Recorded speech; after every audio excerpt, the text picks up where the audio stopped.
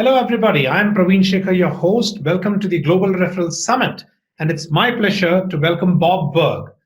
Bob helps entrepreneurs and sales professionals accelerate their referral business the Go Giver way. His sales classic, Endless Referrals, is a staple read for sales professionals. His business parable, The Go Giver, has created a worldwide movement selling over 900,000 copies and has been translated in 28 languages. The American Marketing Association named Bob one of the 30 most influential leaders, and it's our privilege to have Bob join us today and talk about making yourself referable. Welcome, Bob. Thank you, Praveen. It's so great to be with you. Thank you for having me. Lovely. We'll start off with a rapid fire round, Bob, and I request you to respond in 15 seconds or less. Some of these questions are going to be covered later. So here goes. Can I make myself referable? Oh, sure. It's a learned skill. Right. How long will it take, Bob? It depends upon the person. It shouldn't take very long. There are certain principles and certain things we can do to make ourselves referable. I think it's as quick a time as someone wants to learn and put into action the different principles. Lovely. The next two questions are from your books and quotes. Who are manipulators? Who are persuaders? Well, manipulators are people who, in attempting to influence a person, to move a person to a certain decision, will do whatever it takes, even if it's less than honest, and even if it doesn't help the other person. So a manipulator is someone who basically is all about themselves. It's getting what they want at any cost. And of course, that's not something that we honor or look upon in a good way. A persuader is someone whose ideal is to attain the results they want by helping the other person attain the results that they want.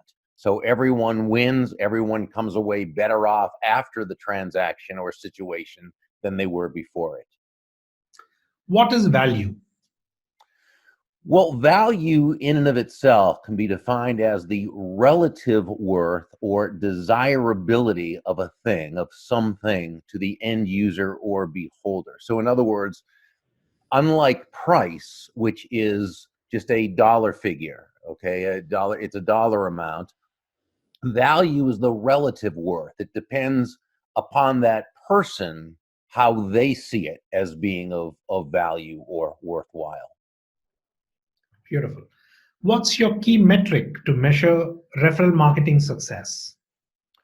How many good quality referrals that you're receiving. I mean, it doesn't have to be that uh, complicated. I mean, if you're doing it right, you're receiving referrals that have a really good chance of converting into new business and ensuing referrals. Lovely. You've already answered what is value. Moving into the actual interview part where you have a lot more than 15 seconds, a couple of minutes to 2 minutes per question.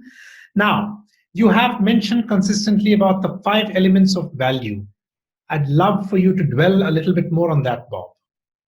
Well, the 5 elements of value is what we call the extrinsic value that you provide another person through what you do. So, in other words, there are two types of value within any product, service, or business. There's intrinsic value. This is simply what a product or service is designed to do. Let's say, for example, you hire an accountant to do your taxes.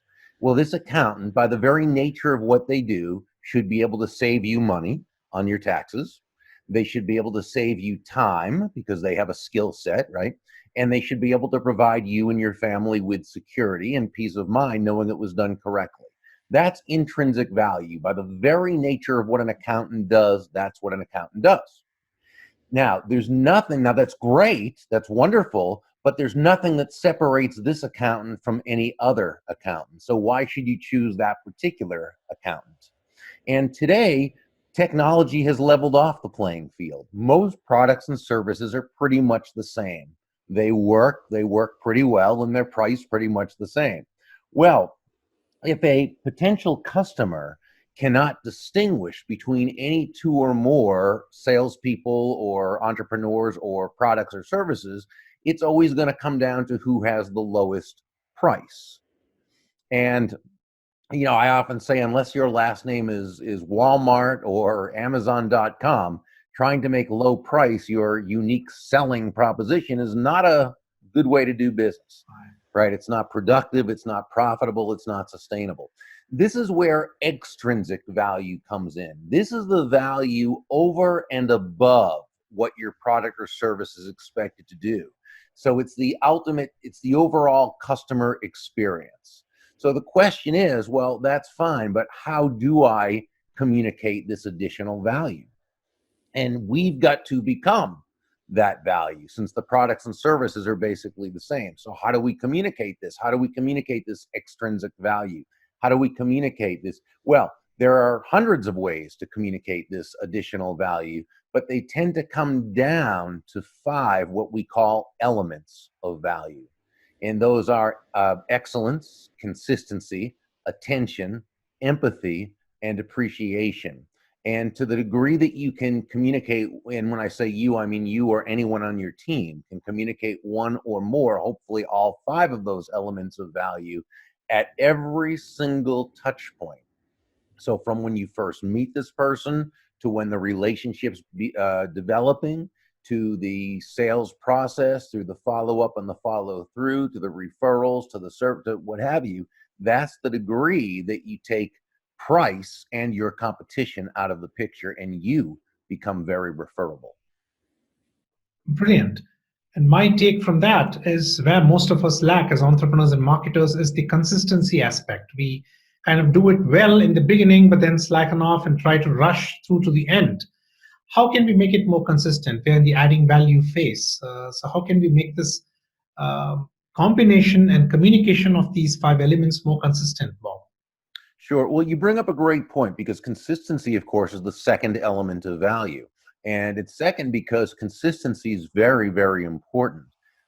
We, as human beings, we treasure consistency. We want to feel as though we are consistent, but we demand consistency in others. This goes back to the cave person days when life every day was a matter of survival, right? You had to survive the day. So things had to mean certain things, and they had to mean those things consistently.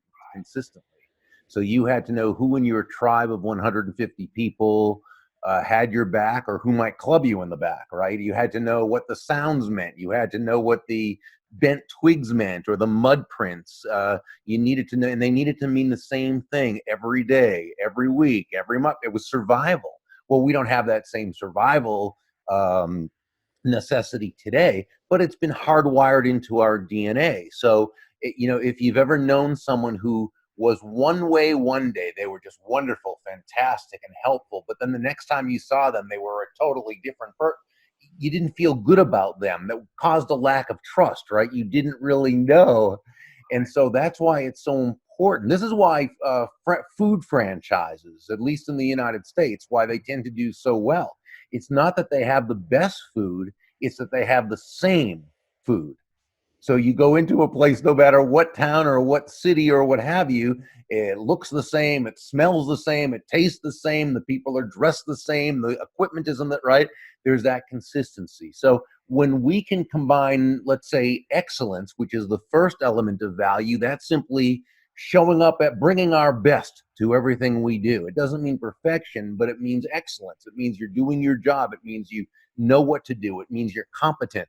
When you bring that and you do this consistently, this right there communicates exceptional value. Brilliant.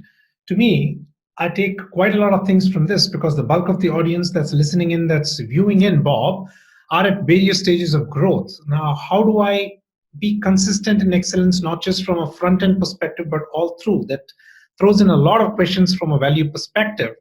But my next question is on something you've quoted earlier. What is the seatbelt principle of emotions and how does that connect into the value system? Well, it's so very much ties in together.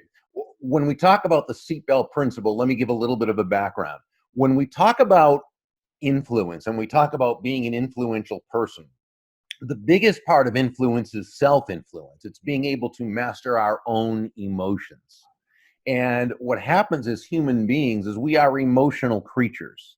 And so while we know that it's so important to be the master of our own emotions, how often do we, based on what someone says or does, we allow that person to, to affect us in a way that we make ourselves frustrated or victimized or helpless or angry, and we say or do something that, where the results are just the very opposite of what we want, and we know we shouldn't have done that, yet we do. Why? Well, we're human beings, and we have to understand we are emotional creatures. We have logic in certain areas, of course, but we're basically emotionally driven. We make major decisions based on emotion, and we back up those decisions with logic. We rationalize, which we could say means we tell ourselves rational lies. And so what we need to do is not try and deny our emotions or forego our emotions, but simply control them. Make sure that we're the master of our emotions as opposed to they being the master of us. Now, a good friend of mine, a leadership speaker, her name is Dondi Scumaci, she says, take your emotions along for the ride, but make sure you are driving the car. In other words, you're in control. Your logical mind needs to be in control. Take your emotions with you, but make sure the seat belts are tightened, that are fastened, so that your emotions can't wreak havoc. They can't cause trouble. They make a good riding mate, okay? And there's certainly much wisdom to be drawn from our emotions, but the emotions cannot be driving the car if we're going to be effective. They can't be running our mind if we're going to be effective. Beautiful.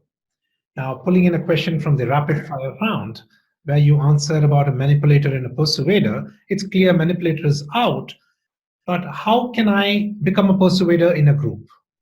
What do I need to do? Well, it's understanding how to influence. Both manipulation and persuasion are both forms of influence. Just one's a negative form and one's a positive form. So, what is influence?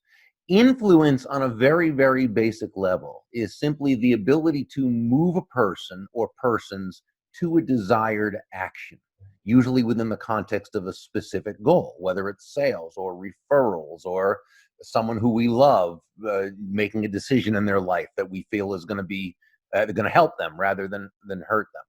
And so, so what we want to do is we want to learn how to influence in such a way that people are going to be much more likely to take in the information that we suggest as opposed to kind of become defensive of it. And this is why we often say that influence is, really, it's not about push. It's not about pushing your ideas on others. It's not, because does anybody really want to be pushed? If someone feels pushed, they're more likely to back off.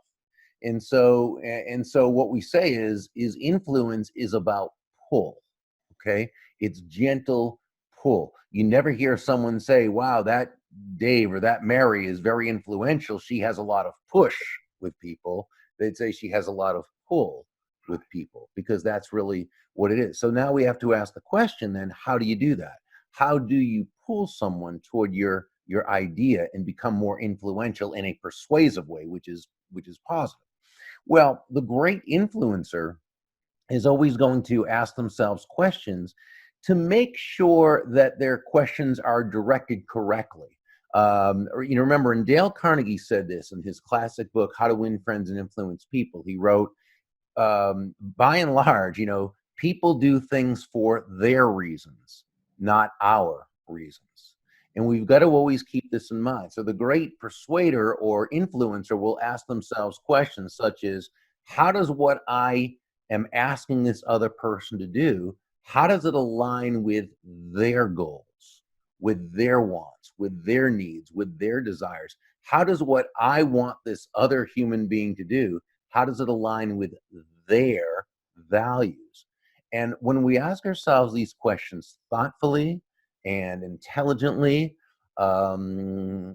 genuinely, authentically, not as a way to manipulate another person into doing our will, but as a way of building everyone higher in the process, Now we've come a lot closer um, to earning that person's commitment.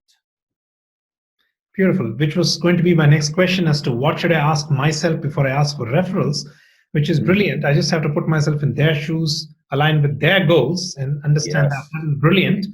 Now, is there something called a good referral and a bad referral? Because this whole topic is about making myself referable. So, Well, in terms of what would be considered good or bad, I mean, there are different levels. I think that on a high level, a great referral is where this person who is being referred to you, they have a need, a desire for your product or service. They can afford your product or service, and that the person who referred them is someone who this person trusts, as I would say, someone they know, like, and trust. And so when a referral is given to you that way, it's very, at that point, very simple. I mean, you show up and as long as you can help them see the correct value in what it is, you probably have the sale.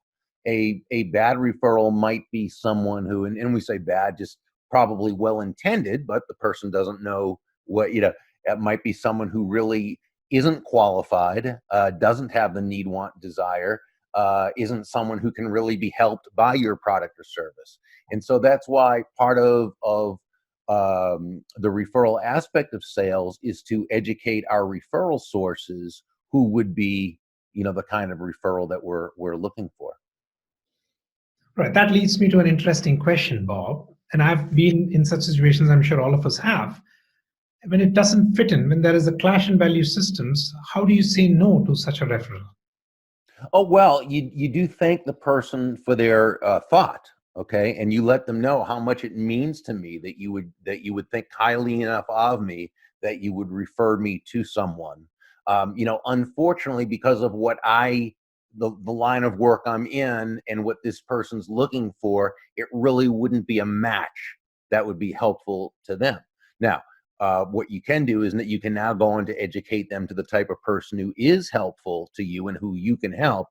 But if you can refer this other person to someone else, you would let them know that what I will do is I will introduce them to someone who I know, like, and trust, and who works with people in that situation. So again, the important thing, and I think you bring up a great point, is we don't want to have the first time that we're thinking about this be when the incident happens. So let's always look at how these might come up beforehand and prepare our responses. Which is beautiful because we don't. We are more in the moment. And one of the Right. reasons talking to you, Bob, is to take a step back and do a scenario planning. These things will happen. So I'm attached with Oh, yeah. so steady. One aspect of making myself referable, and I'm going to quote something from what you've written, is to be open to receptivity. What's your opinion on this and why did you say so? Sure. Well, the law of receptivity was the fifth and final law in John David Mann's and my book, The Go-Giver, which was a business parable. And throughout that book, we talked about proactively giving value, as you and I have talked about, providing value to others, always having a focus on providing value. There is that point, and this is where we bring it home with law number 5, that we need to be able to accept, to willingly accept or receive um, what is being given to us through the great work that we're doing, through the value we're providing other people. So what happens is a lot of times in life, because of the messages we receive from the world around us that are very, I won't even say mixed messages, but very Mhm. negative messages about money and about abundance and about Right, finance right. and so forth, that it can really mess with a person's head, and it can make people think on an unconscious level, which is the most dangerous because we don't even know that it's what we're thinking. We can believe there's either something wrong with making a lot of money, or that we don't deserve it, or if we're making money, it's because we did something bad, because that's the messages we get from so many. So receptivity, which simply says the key to effective giving is to stay open to receiving. Really, what it says is it's not as though in life we breathe out and we only breathe out, we also breathe in. We breathe out carbon dioxide, we breathe in oxygen. We breathe out, which is giving, we breathe in, which is receiving. All the giving in the world, as great as it is, it's all for naught if you don't allow yourself to be willing to receive in like measure. So we do have to allow ourselves to receive with gratitude when it's either the commission check or the fee or a wonderful referral from someone, and be able to work with that. Brilliant. Now that ties in with something you said, which is educating the referral sources, but also it comes down, I've done the value system, I've got everything pat down. How do I ask for referrals?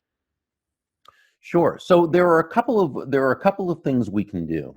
One is utilize something I call the referral bridge or the bridge phrase. And I do this simply to make it easier and more comfortable both for the person asking for referrals as well as the referral source. So what is a bridge? Well, in the physical world, a bridge is a structure that transports you from one safe piece of land to another safe piece of land. Well, that's exactly what the referral bridge does. And we do this through a statement. And the statement sounds, and it will be a little different depending upon what, a person does. So this is very generic. But it would be, let's say Anne is a customer of yours and you're asking her for referral. The referral bridge, which it isn't the asking for referrals, this is just asking for the buy-in in a sense to referral. So it would sound something like this. And I'm in the process of expanding my referral business, and I find it's helpful to partner with my clients and friends such as you. Can we take a few quick minutes and run past the names of some other people I might also be able to help? Now, the reason this is effective, let's go through it real quickly, is when we say, and I'm in the process of expanding my referral business, we're just letting her know what we're doing. Or we could say, and as I continue to expand my referral business. So, in other words, she knows that this is how we're doing business through referrals. I find it helpful to partner. Partner's a good word because you're giving this person buy-in, partnership to your success. Remember, we're assuming this person knows you, likes you, and trusts you. Okay, so I find it helpful to partner with my clients and friends such as you. Can we now? And here's a key part right here. Can we take a few quick minutes and run past the names? This is where we're using words that are quick, are fast. It's not that we're saying it fast, but if you listen to the quickness of the words, we're letting her know we're not going to take up a lot of time. Can we take a few quick minutes and run past? And then just the names of some other people I might also be able to help. And we say might because we always want this person to know that she never has to worry about us coming on too strong. We're letting her know not everybody's going to be interested. Some people you refer may not be, and that's okay. So we want to always give the out or the back door. Okay. So then when she says, well, sure, I'd be happy to, or what have you, when we ask, we want to make sure we ask in a way that creates the environment for this person to be able to think of people. Because we've all had situations where we've said, hey, do you know anybody who, or who else do you know? And they've thought about it and they've said, well, I can't think of anybody right now, but when I do, right, I'll call you or let you know. And they usually don't call or let you know because they're already on to the next thing. So I learned this many years ago from a man by the name of Tom Hopkins, who wrote a masterful book called How to Master the Art of Selling. And he only took about a half a page to explain this, but it was so very, very brilliant. So this is not something I can take credit for. This is something I learned from Tom Hopkins. And that's when you ask, you want to, what he calls, funnel down people's worlds gently into small groups of people they can see. So let's say you're talking to Anne, and you know that Anne is a golfer. She loves to golf. So you might say, Anne, I know you love to golf. And she says, oh, yes, I play golf every Sunday afternoon. So we might say, do you play golf with different people every time or the same people? She says, no, the same people. Myself, Harriet Brown, Michael Cloud, Dr. Mary Ruart, the four of us play golf every Sunday. Well, boom, she's now just come up with three people in her mind who she can see. Now, we might ask, would Harriet or Dr. Mary or Michael, would either of those three be? Well, maybe yes or maybe no. But she now has the confidence in what we're doing because we've created a situation for her to win. Okay. So maybe we know she's a member of her Business and Professional Women's Organization. She goes to meetings every month. And so again, we don't say, is there anyone in the group, but we might say, is there anyone in that group you're particularly friendly with, or maybe you serve on a committee with or sit next to every time? So there's, again, 2 or 3 or 4 people, and she can name these people. And so again, maybe yes, maybe no, but what we're doing is we're giving her small groups of people so she can feel very, very comfortable in the referral process. Brilliant. In that single answer, you've answered a bunch of my questions, handling objections, preventing misunderstanding. And what I love here, Bob, from the reference bridge perspective, is you're creating an environment, the choice of words, the tone, and the speed, and how it affects the subconscious mind of the other person in terms of falling in. Oh, I'm really in love with it. You have Tom Hopkins, and I have Bob Burg to thank for here. Thank you. I'd love to know more about the Go-Giver Parable, Go-Giver Influence, and the series, Bob. Yeah, well, the most of the books in the series, and they were co-authored with John David Mann, are parables. 3 of them are parables: the Go-Giver, the Go-Giver Leader, and our newest one is the Go-Giver Influencer. We also have one called Go-Givers Sell More, which is not a parable. It's more of a how-to. And then, of course, a couple of my other books were Endless Referrals, which was one very focused on referrals, and one called Adversaries into Allies, which is really on people skills. So those are really the main books. Right. Now, I'm just curious. This is besides the topic here, but how do you write so many books? Where do you find time? How does it link into each other? Well, I think, I don't know if you find time. I think you make the time, like anything else. You make the time to do what you value most. Now, with the Go-Giver series, they're a lot easier because John David Mann is really the lead writer and storyteller. So he makes it very, very easy. He's a great, great writer. And but so that's not as difficult yet. It's always, anytime you write any kind of book or any kind of program, and you're putting your heart and soul into it, so there's a whole lot that goes in. Lovely. You referred Tom Hopkins. Are there any other authors or books that you would like to recommend? People like Harry Brown, Browne. Many people haven't heard of him. His niche was not so much in sales, although he was a great salesperson. But a book that came out after he passed about 10 years ago called The Secret of Selling Anything. And it was taken from 2 manuscripts that his widow found that he had written back in the 60s. And it's really about understanding and respecting human nature and how that relates to the sales process. It's a very, very brilliant book.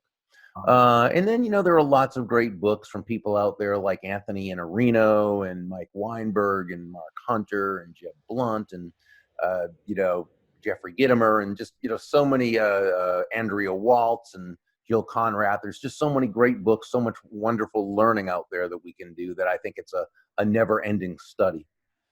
Lovely.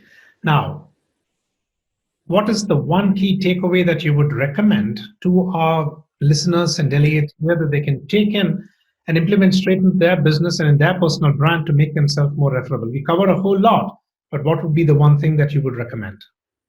I think it's realizing that when it comes right down to it, in the sales process, it's not about us. It's always about the other person. And I remember a mentor once saying, if you want to make a lot of money in sales, don't have making money as your target. Your target is serving others.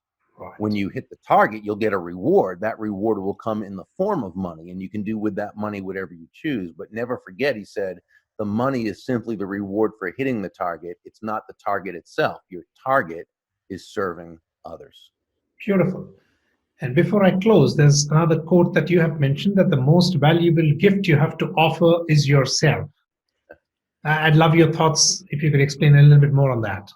Yeah, well, that was from the law of authenticity, which was the 4th law from the Go-Giver. And that simply means this. And, we've talked a lot about skills, and we've talked a lot about principles, and we've talked a lot about how to, and all that stuff is very, very important, right?